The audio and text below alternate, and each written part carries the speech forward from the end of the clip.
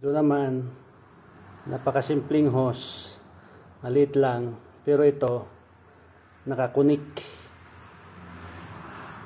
ito sa engine block.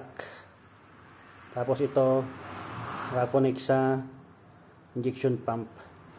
Dumadaloy dito ay langis, engine oil, para i-lubricate ang ating injection pump.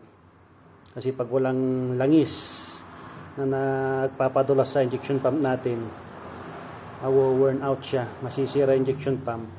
Injection pump siya nagbibigay ng fuel, siya nagdi-distribute ng fuel papunta sa mga piston ng generator.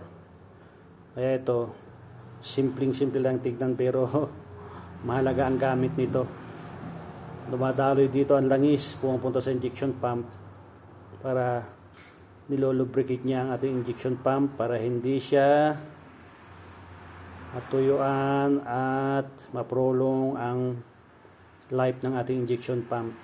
Ito, oil return hose. Yan, simple lang yan pero mahalaga.